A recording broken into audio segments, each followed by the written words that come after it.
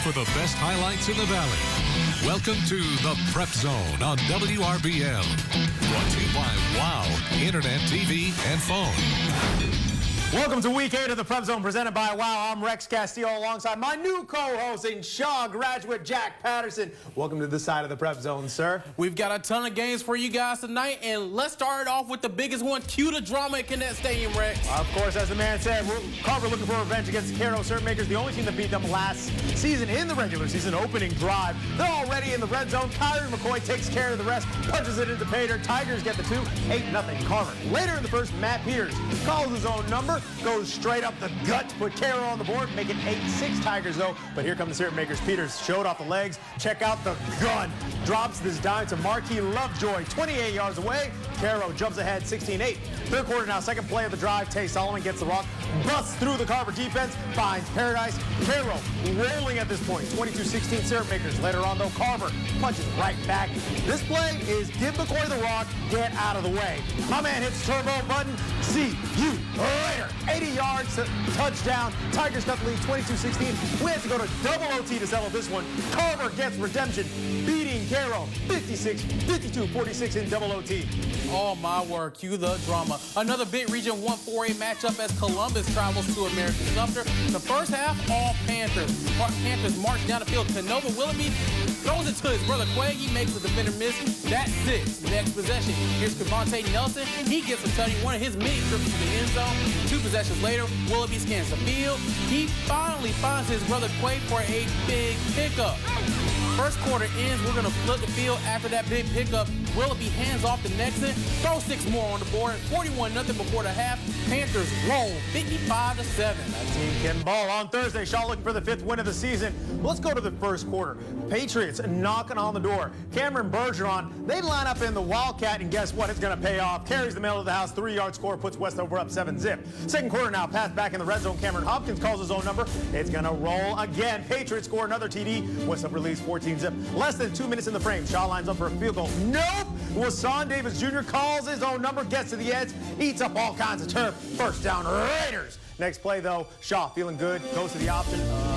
Davis fumbles the rock, and Westover wins this one, 27-6. Jack.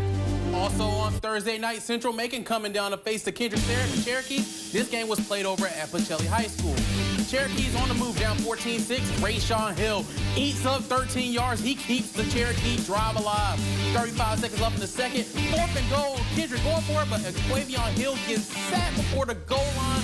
Chargers take over on downs. Less than 20 seconds left. Central on the move. Jalik Thomas showing off the cannon. Finds Zaylen Webb 60 yards downfield. And on the next play, Thomas showing off his footwork. He's going to march into Pater untouched. Central Macon will lead 20-6 at the half. They go on to win it big, 41-12. Big game on Thursday as well in LaGrange. 3rd-ranked Callaway hosting 7th-ranked Lamar County. Opening kickoff. Callaway's Jacob Freeman. Get your popcorn ready. We showed him doing this against Troop a couple weeks ago. G-O-N-E gone. 95 yards to the house to open up the game. It's already 6-0 Cavaliers. All right, so we fast forward. 12-0 Callaway. Demetrius Coleman can also ball. And you know what? Shows off the arm, lets this one fly, finds Marcus Mormon. Check out the coordination, keeps his balance, cuts upfield, 47-yard touchdown, 20-zip Callaway. It's going to get like this the rest of the way. Next Cavalier drive, guess who's back? Tank Bigsby, not going to miss a beat. Takes it 26 yards to Pater. 26-0 Callaway. Cavs still rolling. Just because Tank's back, don't forget about this man. Charlie, last name Dixon. Going to Paradise, 32 yards away, 32-0 Cavaliers. A whole lot more where that came from. Callaway rolls 46-7. Jack. After winning their 5th Ruchelli Judd, the Cougars are back at home taking on Marion County. Brookstone striking first early in this one, 3:17 left in the first. Cougars call A.J. Harris. He sprints to the corner and give him that diving into Paradise, 7-0 Brookstone. Still second quarter now, 7-0 still for the Cougs. The Eagles start to find their mojo on 4th and 11. Trice McCannon all day to throw. He connects with Jamil King. First down for the Eagles. A few snaps later, quick screen pass to Brandon Thomas, and you're not catching him. 20 yards to the house. He's in for 6. Eagles miss a kick, but they don't miss the final score. They win big. 32-13 throws that region in all kind of chaos. Just a few miles away, the Pacelli Vikings looking to bounce back after last week's loss against Manchester. At halftime, Blue Devils trailed 3-0, but on the very first Devils drive, Morgan Raymond airs it out. Yep, they can pass and finds Nick Foster 40 yards downfield. A few snaps later, Devils back in the red zone.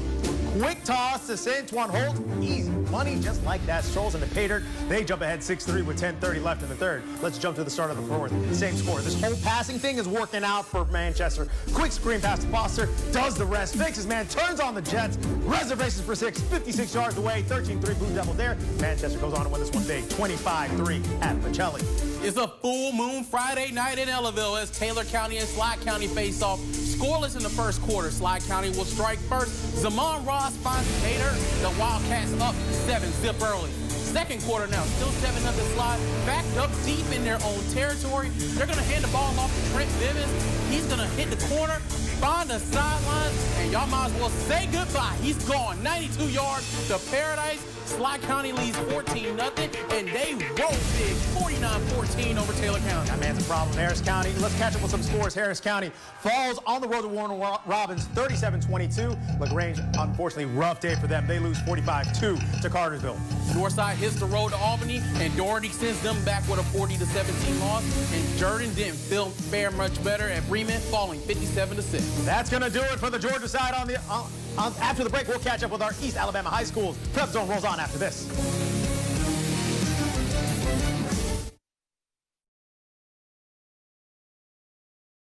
You are watching the Prep Zone. Back to the Prep Zone. I'm Rex Castillo with Jack. Now, Jack, the story in Class 7A is usually the Central Red Devils, but these two teams, these guys are fighting for some playoff lives right now, right? Absolutely. This is a crucial game for both teams. Auburn fighting for a home playoff game. Smith Station's just trying to make it to the postseason. Let's see how this goes. Auburn visiting TC Brittenfield at Smith Station. With the game tied at 7 late in the second quarter, Tigers QB Matthew Caldwell finds Joy Futrell in the middle for the score. Just like that, Auburn leads 14-7. Smith Station now punting out of their own end zone, and Auburn's Isaiah Cannon will crash the party, breaks through for the clean block in his hand. Carson Yancey plucks the ball out of the air just like that. Easy trot for the score. Auburn leads 21-7. Tigers, not done yet. They tacked on another score with 13 seconds left to go in the half. Caldwell scans, finds Kamaris Hill all alone in the corner of the end zone. Auburn takes a 28-7 lead at the break. Your final score, Auburn 35, Smith Station 14. Tigers keep on rolling. It's homecoming in Opelika as the Bulldogs host Calera. Scoreless in the first quarter. Brody Davis fakes out everybody, including yours truly. It all happened. Somehow, the big man, James Dawson, he comes up with a touchdown. 7-zip Opelika. Who doesn't love a big man touchdown? Second quarter now, still 7-0 to Opelika. Jameis Mitchell and the Wildcat takes us right up the middle. 4-6, 14-0 Opelika. After a Calera interception, J.D. Tober, he gets the handoff, and the man's just going to go in untouched. 9 yards for the touchdown. Opelika in command, 21-0. They roll 41-zip. They look unstoppable. When you follow, the Tigers are looking for their fifth win in a row against Russell County. First quarter, you fall already up 7-0. They call on Zytavius Tennille, one of my favorite games right now. That's easy money. Tennille walks into pay dirt untouched, make it 14-zip Tigers. Second quarter now, Tigers ground game was rolling. This time, Devin Fuller gets the rock, slices and dices the Warriors defense. Another Tigers touchdown, 21-zip Eufaula. And boy, them Tigers look good this year. They win big, 48-0. They look impressive. Let's check some out-of-town scores. Lafayette falls to Alabama Christian Academy 14-7. Third-ranked Lynette keeps on rolling. They shut out Lochapoka 42-0. Second-ranked Tabor's Academy beat Pickens Academy 58-7. And Calvary Christian and Springwood had a thriller. Wildcats win 28-21. All right, the Central Red Devils didn't play tonight, but don't worry because Central will face Lee Montgomery tomorrow morning at the Cramsville Bowl. Last season, Jamie DeBose's squad only beat this team by one touchdown in the third round of the playoffs. Well, they stumbled out of the gates this year. Are they in trouble? No, not really. Central has won 6 games in a row thanks to their mindset of staying focused on the present. Everything we do, we put everything in the rearview mirror, man. Whatever happened yesterday's gone. We got to worry about today. So, you know, the Hoover game was way back in the rearview mirror. You know, our guys really understand that we have a target on our back. Everybody's trying to take us out each and every week. You know, when you're not at your best, you got to find a way to win. And we've had to do that a couple of times this year, too. We'll go out Saturday, and hopefully we'll show up, and hopefully we'll play well. Anytime, any place, the Red Devils are ready to ball. Well, coming up next, y'all know what time it is. It's time for Top Plays. We'll be right back right after this. You are watching the Prep Zone.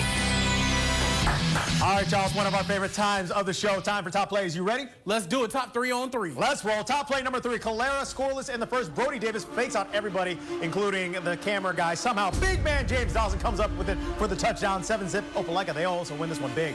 Everybody loves big man touchdowns. Everybody loves special teams as well. Check out the Auburn Tigers blocking the punt and then catching it, scoring it. It doesn't get much easier than that. Auburn rolls. And our top play of the night. Check out this man in Slide County. The man showing off some real business. Goes 192 yards to the house.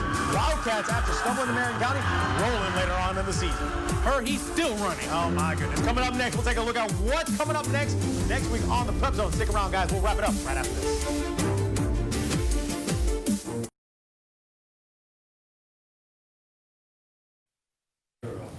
All right, guys, check out this next week's Tailgate Game of the Week. For the first time, we're heading down to Manchester as Brookstone takes on Manchester. Now, we have an absolutely insane region, so what will happen if Brookstone wins this one? Okay, if everything plays out chalk, if Brookstone beats Manchester, right.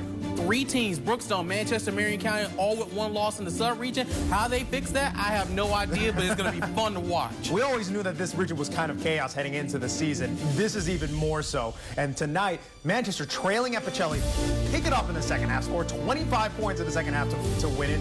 Brookstone hung with Marion County for a while. Who do you think is going to win this one, or is this one legitimately a toss-up? It could be a toss-up. Brookstone's got to keep going from how they played in the first half. The team, Manchester's, all of a sudden, they have a passing attack now. Right. So if they can tame that passing attack, it will be a lot of fun. These two teams love to run the ball, so the clock's going to go by fast. Do you think it comes down to whoever makes a mistake first? Mistakes kill offense. I think that's what it comes down to. Larry Harrison's team also incredibly disciplined. I don't know what's going to happen, man. Don't doubt Evan Hochstetler's boys, though. Those boys in Meriwether County can play, just as Cody Nickel. Oh, very true. Shout out to Cody Nickel. But at the same time, we also wrote in Marion County for this region. How surprised are you how Manchester played?